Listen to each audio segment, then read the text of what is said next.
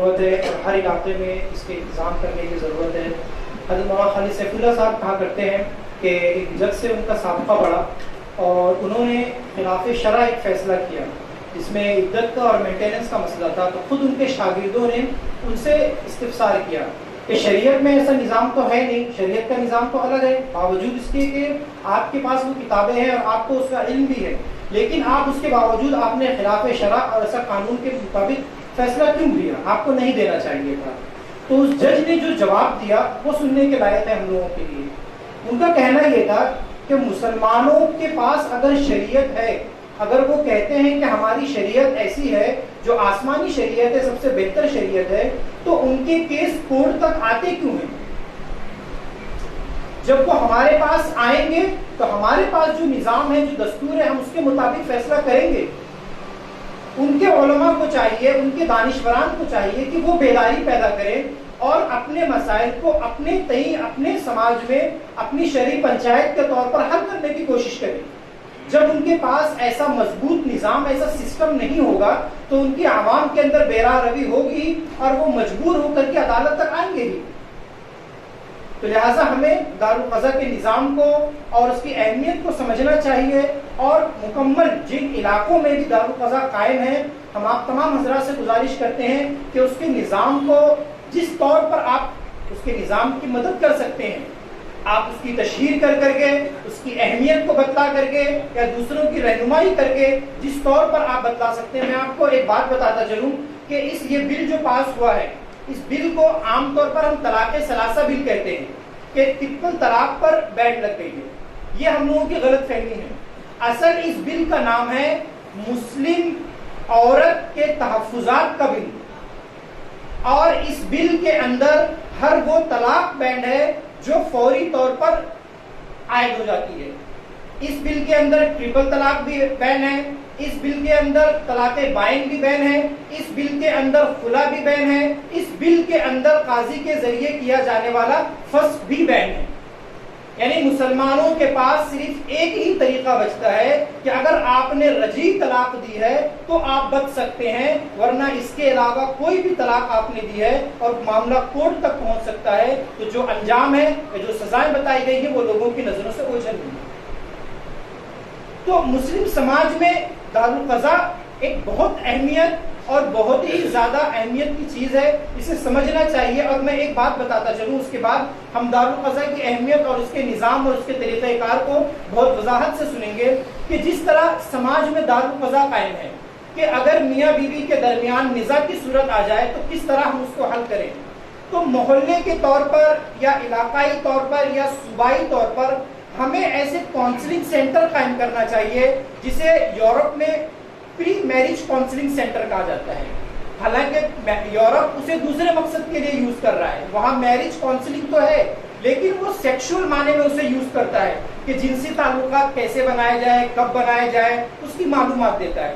لیکن ہم اس کے نظام کو اپنے یہاں لائیں اور اس نظام کو ایک اچھے معنی میں, مجھے پتا چلا بنگلور میں ایک پوری کمیٹی ہے, ایک پورا سسٹم ہے جو اس کام کو کر رہا ہے, اور پورے ہندوستان میں اس کو رائج کرنے کی کوشش ان کی چل رہی ہے. ان کا ورکشاپ بھی ہوتا ہے. ہمیں چاہیے کہ ہم ان سے سیکھیں اور ان کے نظام کو لائیں, اپنے یہاں بھی کریں. وہ لوگ کیا کرتے ہیں کہ شادی کے پہلے کا 30 گھنٹے کا میاں بیوی کا ایک مختصر مدتی کورس رکھتے ہیں. اس کورس میں 30 گھنٹے میں آپ کو سمجھایا جاتا ہے, وہ میاں بیوی کے اوپر ہوتا ہے کہ آپ اس 30 گھنٹے کے کورس کو 1 مہینے میں کریے, 10 دن میں کریے, 1 ہفتے میں کریے یا 2 دن میں کریے. آپ کے اس کے اوپر تو اس میں سکھایا جاتا ہے کہ شادی کیا ہے, شادی کا بندھن کیسے ہوتا ہے, اگر بیوی ناراض ہو جائے تو آپ نفسیاتی طور پر اس کو کیسے راضی کریں, شوہر ناراض ہو جائے تو نفسیاتی طور پر کیسے ناراض ہو جائیں. علم نفسیات شوہر کے بارے میں کیا بتاتا ہے, عورتوں کے بارے میں کیا بتاتا ہے. تو جہاں ہم دارالقضاء کے قیام کے اوپر غور کر رہے ہیں, تو اسی طرح ہمیں پری میرج کاؤنسلنگ جو کا نظام ہے اس کے اوپر بھی غور کرنا چاہیے تاکہ دارالقضاء کی بھی نوبت آئے لیکن کم آئے. دارالقضاء طلاق, جہاں ایک طرف طلاق کی طرف بیداری پیدا کرنے کی کوشش کر رہے ہیں, وہیں دوسری طرف ایسے نظام کی طرف بھی ہمیں کوشش کرنی چاہیے کہ یہ نوبت سماج میں کم سے کم ہو. تو اب جبکہ موضوع اگلا موضوع ہے دارالقضاء عائلی مسائل کو حل کرنے کا بہترین مرجع. اس کے لیے ہم نے جس محاذر کو دعوت دی ہے وہ بمبئی کے دارالقضا ناگپاڑا KD بلڈنگ کے قاضی صاحب قاضی محمد فیاض عالم صاحب ہے. یہ تقریباً 6-7 سال کا وقفہ ہو گیا ہوگا اس میدان میں ہے اور مسلسل کام کر رہے ہیں. لہٰذا ان کے پاس عملی تجربات بھی ہیں اور بہت سارے تعلیمی تجربات بھی ہیں. ہم ان سے گزارش کریں گے کہ 15 سے 20 منٹ کے وقفے میں اپنے تجربات کو اور جو ہمارے لیے نصیحتیں ہو سکتی ہیں اس کو ہم سب کے سامنے پیش کریں.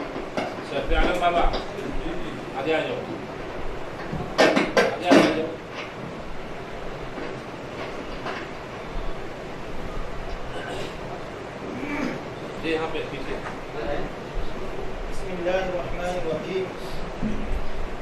نحمده ونصلی علی رسوله الکریم. اما بعد.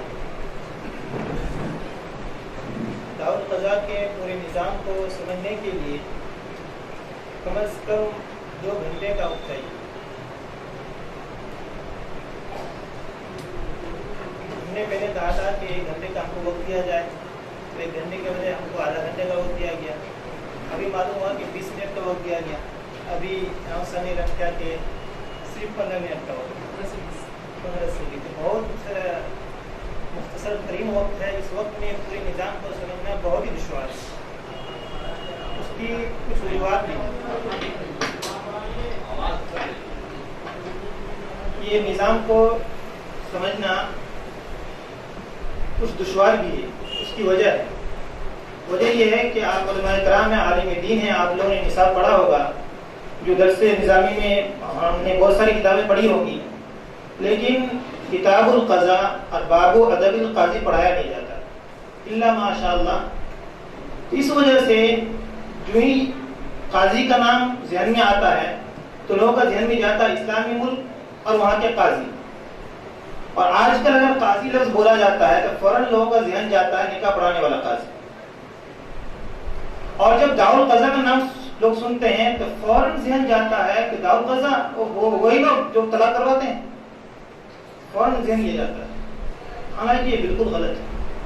دارالقضا میں آپ لوگوں کو جانکاری کے لیے کہہ رہا ہوں, دارالقضا میں طلاق نامہ بنایا ہی نہیں جاتا.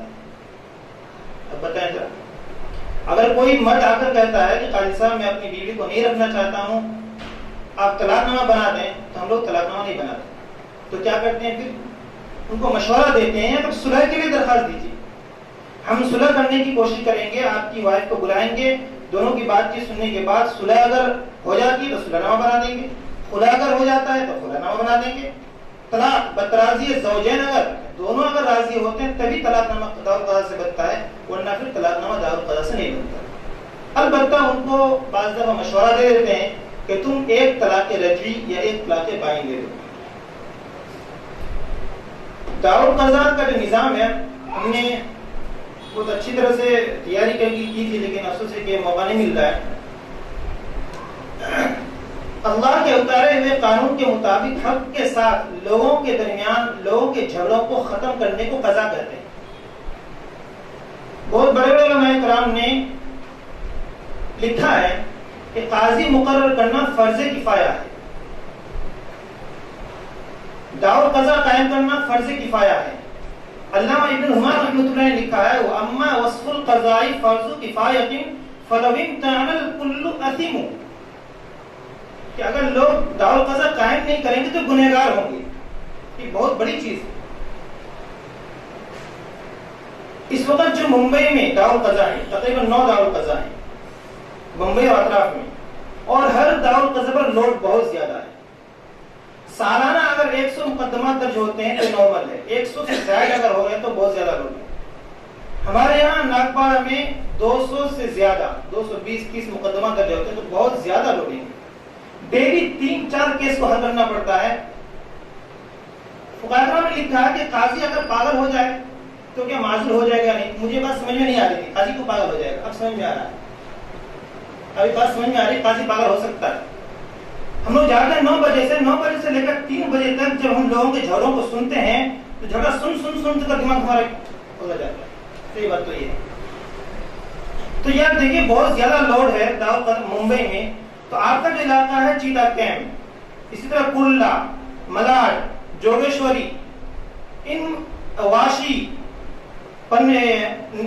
نیرول, ان علاقوں سے مقدمات بہت زیادہ آتے ہیں اور ان علاقوں میں مسلم آبادی بہت زیادہ ہے. ان علاقوں میں دارالقضا قائم کرنے کی ضرورت ہے. دارالقضا کو بہت سارے لوگ عدالت کہتے ہیں, ہم منع کرتے ہیں.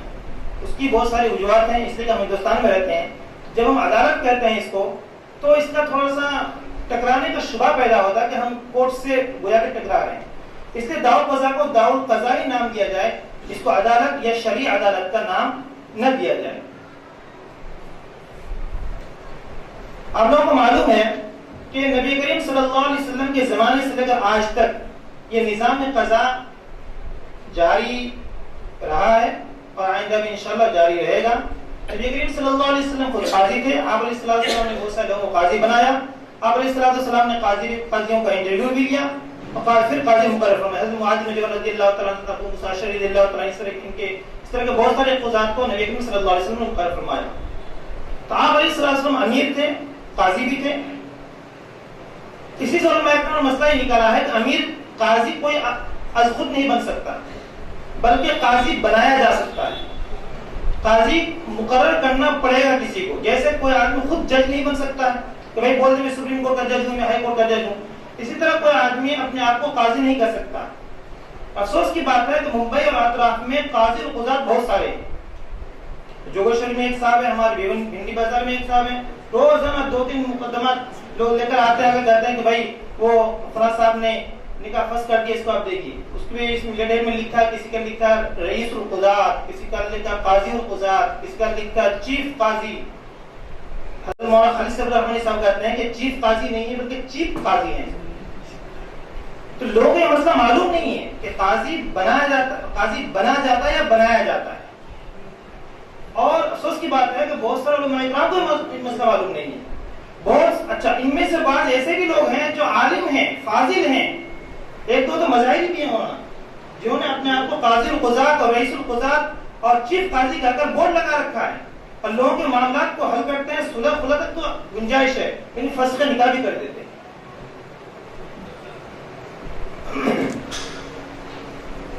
میں نے جو اسلامی تاریخ ہے اس تعلق سے کچھ عرض کرنا چاہا تھا, لیکن وقت نہیں ہے. میں امام شریعہ سے کچھ باتیں عرض کرتا ہوں کہ دیکھیے 1864 جب ہندوستان میں مسلمان آئے اور مسلمانوں کی حکومت قائم ہوئی, تو مسلمان جس طرح نماز لے کر آئے, روزے لے کر آئے, حج اور زکات لے کر آئے, تو نظام قضا کو بھی لے کر آئے. اور اسی وقت سے مسلمانوں نے دارالقضا قائم کیا, قاضی مقرر کیے گئے, اور اسی وقت سے یہ نظام چل رہا ہے الحمدللہ. کسی بھی زمانے میں یہ نظام موقوف نہیں ہوا ہے. 1857 کی لڑائی کے بعد جب ہندوستان پر انگریز کا قبضہ ہو گیا, تو سب سے پہلے 1865 میں انگریز نے قاضی کی تقرری کو موقوف کر دیا. یعنی یہ موقوف کر دیا کہ حکومت کی طرف سے قاضی مقرر نہیں ہوں گے, بلکہ اب ہمارا قانون چلے گا, جج مقرر ہوں گے. جج مقرر ہونے لگے. اس سے پہلے کیا تھا, اس سے پہلے حکومتی سطح پر قاضی مقرر ہوتے اور قاضی فیصلہ کیا کرتے تھے. پھر قانون شہادت کو ختم کیا گیا. جو 1865 میں جب قاضی کی تقرری کو موقوف کر دیا, تو ہمارے اکابرین نے بہت محنتیں کی, بہت کوششیں کی, عوام نے بہت احتجاج کیا. تو انگریز حکومت نے ایک ایکٹ بنایا, قاضی ایکٹ 1880, قاضی ایکٹ 1880. وہ ایکٹ جو بہلانے کے لیے مسلمانوں کو اس ایکٹ سے بہلایا گیا. اس ایکٹ میں یہ نہیں ہے کہ قاضی کیا کرے گا, بلکہ اس ایکٹ میں یہ ہے کہ قاضی کیا کیا نہیں کرے گا. اس ایکٹ میں ساری باتیں یہی ہیں کہ قاضی یہ بھی نہیں کر سکتا, یہ بھی نہیں کر سکتا, یہ بھی نہیں کر سکتا, یہ بھی نہیں کر سکتا. صرف اس قاضی کو صرف نکاح پڑھانے کے لیے مقرر کر دیا گیا کہ صرف قاضی نکاح پڑھا سکتا ہے. اسی کے بعد سے ماحول پورا چینج ہو گیا کہ قاضی کا مطلب نکاح پڑھانے والا. وہ سلسلہ ابھی بھی چل رہا ہے. اس زمانے میں بھی ہمارے اکابر رحمہ اللہ نے بہت محنتیں کی, اور انفرادی طور پر اور چھوٹے سے ایک قصبے کو لے کر, ایک گاؤں کو لے کر, اور چند علماء, چند لوگوں کو لے کر انہوں نے عمارت قائم کی. میرے پاس حوالے ہیں, میں چاہتا ہوں پیش کر دوں. حضرت قاضی بہت اہم بات ہے. چنانچہ 1244 مطابق 1829 میں حضرت سید احمد شہید رحمۃ اللہ علیہ کے ہاتھوں پر مسلمانوں نے بیعت کی, اور انہیں اپنا امیر منتخب کیا. آپ نے اپنے عہد امارت میں جہاں جہاد اور اقامت دین کی کوشش کی وہیں آپ نے مختلف علاقوں کے لیے مولانا عبدالحی اور دیگر حضرات کو قاضی مقرر فرمایا. دیکھیے امیر امارت اور فوراً ساتھ ساتھ قاضی. مولانا سید حبان رحمۃ اللہ علیہ کو قاضی القضات مقرر فرمایا. اسی طرح حاجی امداد اللہ مہاجر مکی رحمۃ اللہ علیہ نے مولانا رشید احمد گنگوئی رحمۃ اللہ علیہ کو اپنے محدود حلقہ امارت میں قاضی مقرر فرمایا. اسی طرح حجت الاسلام بانی دارالعلوم دیوبند حضرت مولانا قاسم نانوتوی رحمۃ اللہ علیہ نے اپنے دور میں حضرت مولانا محمد یعقوب نانوتوی رحمۃ اللہ علیہ کو قاضی مقرر فرمایا تھا. یہ میں کہنے کا مقصد یہ ہے کہ اگر اسلامی حکومت ختم ہو جائے تو بھی علماء کرام کے ذمے سے یہ فریضہ ساقط نہیں ہوگا کہ وہ امیر مقرر نہ کریں اور قاضی مقرر نہ کریں، بلکہ وہ فریضہ برابر رہے گا. یہ سنت متبع ہے، یہ فریضہ محکمہ، فریضہ محکمہ یہ کبھی ختم نہیں ہوگا. اسلامی حکومت ہو نہ ہو یہ فریضہ کبھی ختم نہیں ہوگا. جب ختم نہیں ہوگا تو امیر بھی مقرر کرنا ضروری ہو جائے گا، قاضی بھی مقرر کرنا ضروری ہو جائے گا. اور ہمارے آقا نے اس پر عمل کیا. اب آئیے پھر 1921 میں باضابطہ طور پر، اس سے پہلے کوشش یہ کی گئی کہ پورے ہندوستان میں ایک عمارت قائم کی جائے، اس کی ماتحتی میں قاضی مقرر کی جائے، لیکن نہیں ہو سکا اتفاق سے. ہماری بدقسمت یہ 1921 میں عمارت شریف فضائل شریف پٹنہ کا قیام عمل میں آیا. اس سے پہلے 1917 میں قاضی کا متقرر کیا جانے لگا تھا. پھر عمارت قائم ہوئی تو اس عمارت کی ماتحتی میں سارے دارالقضا کو لے لیا گیا. پھر 1921 سے لے کر الحمدللہ یہ نظام قضا الحمدللہ بہت بحسن خوبی چل رہا ہے. آج 2019 چل رہا ہے، تقریباً 98 ایئرس ہو گئے، 100 سال مکمل ہو گئے. بہت اچھا نظام ہے.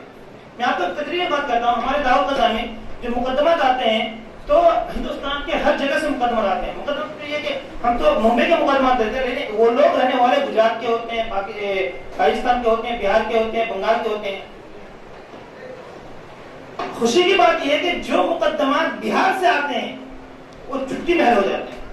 دونوں کے اندر ماننے کا جذبہ بہت زیادہ ہوتا ہے. جو کہتے ہیں آمنا وسلمنا بلا چوچرا لوگ مان لیتے ہیں، پوچھتے بھی نہیں. کیوں؟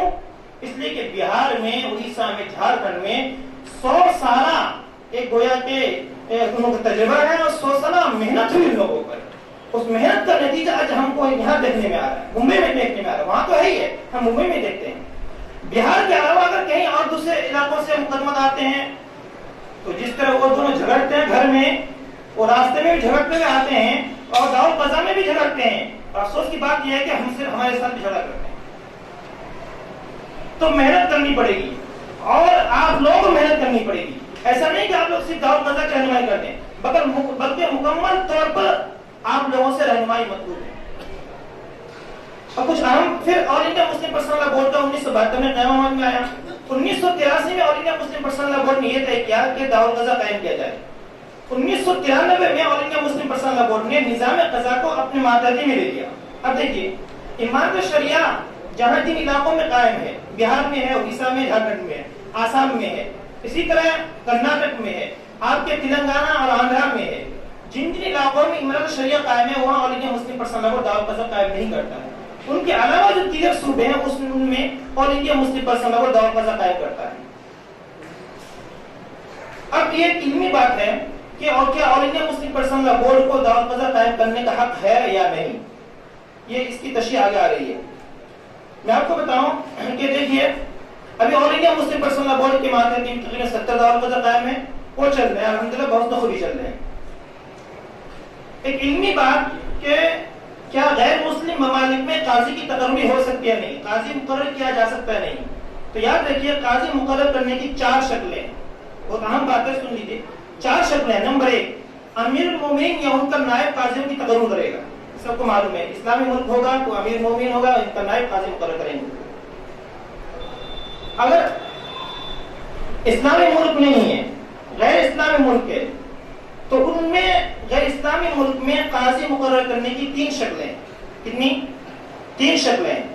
نمبر 1 غیر مسلم حکومت کی طرف سے کسی مسلمان کو قاضی یا جج مقرر کیا جائے اور اس کو مسلمانوں کے اعتراضات کو حل کرنے کا اختیار بھی دیا جائے. پھر سنیے، غیر مسلم ممالک میں جیسے ہندوستان میں قاضی مقرر کرنے کی 3 شکلیں ہیں. نمبر 1 غیر مسلم حکومت کی طرف سے کسی مسلمان کو قاضی بنایا جائے یا جج مقرر کیا جائے اور انہیں مسلمانوں کے تنازعات کو حل کرنے کا اختیار دیا جائے تو ان کی حیثیت بھی قاضی کی ہو جائے گی اور ان کی اطاعت بھی واجب ہو جائے گی. بس اگر کورٹ کا جو اس وقت رائج کورٹ ہے، کورٹ کا جج مسلمان ہے اور اس نے کسی کا نکاح فسخ کیا تو وہ عزل شرع درست ہے، بشرطے کہ اسباب فسخ نکاح بھی پائے جائیں. اور اگر کورٹ کا جج مسلمان نہیں ہے، غیر مسلم ہے، تو پھر وہ نکاح عزل شرع درست فسخ نہیں ہوگا، درست نہیں ہوگا. نمبر 2، غیر مسلم ملک کے کل مسلمان یا کسی علاقے کے سارے مسلمان کسی کو اپنا امیر بنا لیں اور وہ امیر کسی کو قاضی مقرر کرے تو وہ قاضی مقرر ہو جائے گا. جیسے بہار کے لوگوں نے امیر شریعت حضرت مولانا ولی رحمانی صاحب کو بنایا تو ان کی طرف سے جو لوگ ان کی طرف سے جن کو قاضی مقرر کیا جاتا ہے تو وہ قاضی بن جائے گا، شرعی قاضی بن جائے گا، ان کی اطاعت واجب ہو جائے گی. نمبر 3، غیر مسلم ملک کے کسی علاقے کے سارے مسلمان کسی کو امیر منتخب کیے بغیر کسی کو اگر قاضی مقرر کر لیتے ہیں تو وہ بھی قاضی بن جائے گا. لیکن یہ تیسرے نمبر پہ ہے، اس میں اختلاف بھی ہے. بہت سارے علماء کرام کا اختلاف ہے کہ لا یصل القاضی بتراضی المسلمین، اور بہت سارے علماء کرام کہتے ہیں کہ القاضی یصل القاضی بتراضی المسلمین وغیرہ وغیرہ. لیکن بعض ناخواستہ اس پر بھی عمل کیا جا سکتا ہے. یہ 3 شکلیں ہیں، ان 3 شکلوں کے علاوہ کوئی چوتھی شکل ہندوستان میں نہیں ہے. بس جو لوگ اپنے آپ کو قاضی کہتے ہیں، قاضی القضات کہتے ہیں، ان کی رہنمائی کرنا بھی درست نہیں ہے، ان کا فسخ نکاح کیا ہوا بھی درست نہیں ہے. ہندوستان میں ہمارے اکابر میں حضرت مولانا تھانی رحمۃ اللہ علیہ نے مسلک مالکیہ سے استفادہ کر کے محکمہ شریعت کا ایک کانسیپٹ تصور پیش کیا تھا. محکمہ شریعت کی جو شرائط ہیں بہت اہم ہیں، ان پر بھی عمل کیا جا سکتا ہے، لیکن شرائط کچھ زیادہ سخت ہیں اور سختی ہونے کی وجہ سے وہ اتنا سکسیسفل کامیاب نہیں ہے جتنا کہ دارالقضا ہے. مثال کے طور پر ان کی جو شرائط ہیں میں مختصراً عرض کر دیتا ہوں. اس کی شرائط میں سے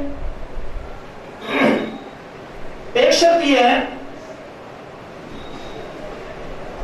کہ پنچایت ایسی جگہ پر ہو جہاں کوئی شرعی قاضی نہ ہو. نہیں، کچھ اہم باتیں اس لیے میں کہہ رہا ہوں. پنچایت ایسی جگہ پر ہو جہاں کوئی شرعی قاضی نہ ہو یا دارالقضا نہ ہو، یہ بہت اہم بات ہے. بس اگر دارالقضا قائم ہے تو شرعی پنچایت قائم کرنے کی ضرورت نہیں ہے.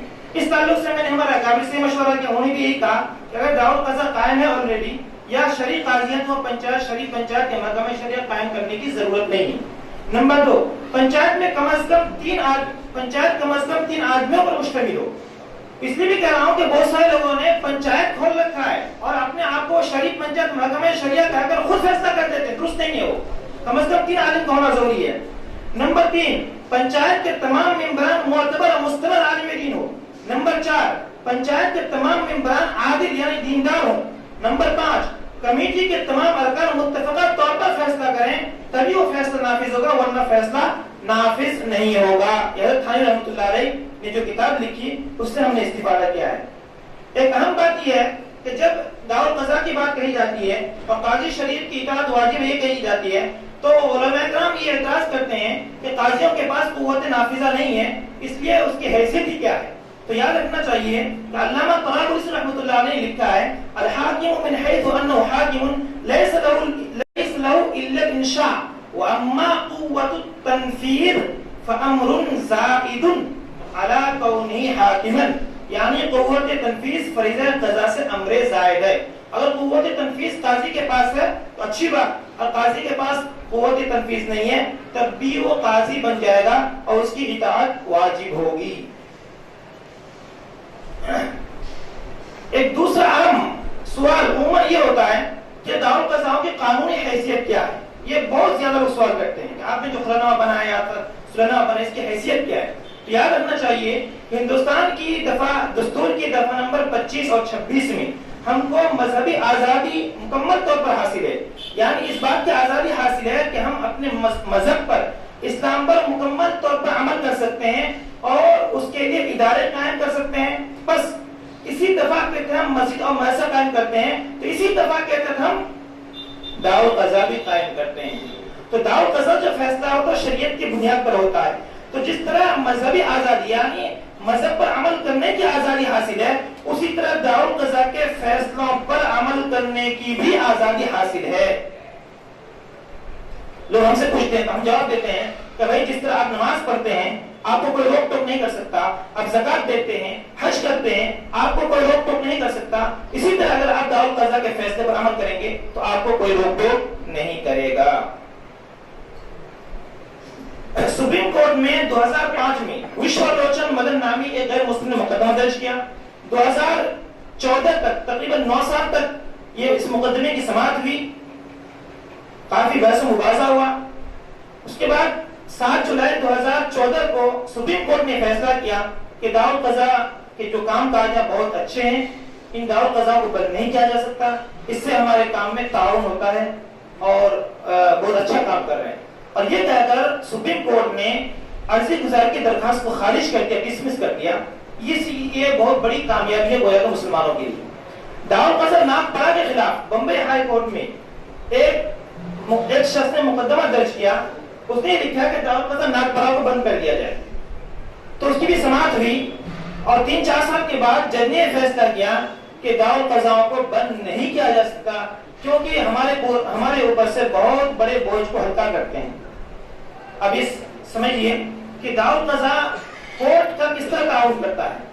کورٹ میں اس وقت جو مقدمات پینڈنگ میں ہیں ان کی رپورٹ ہم نے لکھی ہے، دیکھیے آپ، سپریم کورٹ میں اس وقت 58,519 مقدمات زیر التوا ہیں، ہائی کورٹ میں 43,24,742 ہیں، سب آرڈیننس کورٹ میں 2,98,06,307 مقدمات پینڈنگ میں ہیں۔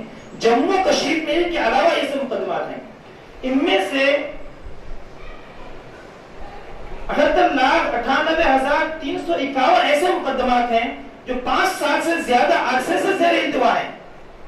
یہ رپورٹ جو ہے یہ NMCS report of national management court system کی رپورٹ ہے، یہ سرکاری رپورٹ ہے۔ 2015 میں سدانند گوڑا نے پارلیمنٹ میں کہا تھا کہ 3,43 لاکھ 3,32 لاکھ مقدمات زیر التوا ہیں۔ 2017 میں RS پرساد نے پارلیمنٹ میں کہا کہ اس وقت 35 ملین یعنی 3.5 کروڑ مقدمات پینڈنگ میں ہیں۔ حال ہی میں ایک سروے کیا گیا جس کے مطابق 2,18 لاکھ مقدمات صرف ضلع کورٹ میں زیر التوا ہیں۔ 12 صوبوں میں 5 لاکھ سے زیادہ مقدمات صرف عورتوں کی طرف سے درج ہوئے۔ ایک رپورٹ کے مطابق 2040 تک ان پینڈنگ مقدمات کی تعداد 15 کروڑ تک ہو جائے گی۔ کتنے کروڑ تک؟ 15 کروڑ تک ہو جائے گی۔ اس پر تبصرہ کرتے ہوئے آندھرا پردیش کے چیف جسٹس VV راؤ کہتے ہیں کہ زیر التوا مقدمات کی تعداد مقدمات کو حل کرنے میں ہندوستانی عدلیہ کو 320 سال لگیں گے۔ کتنے؟ 320 سال لگیں گے۔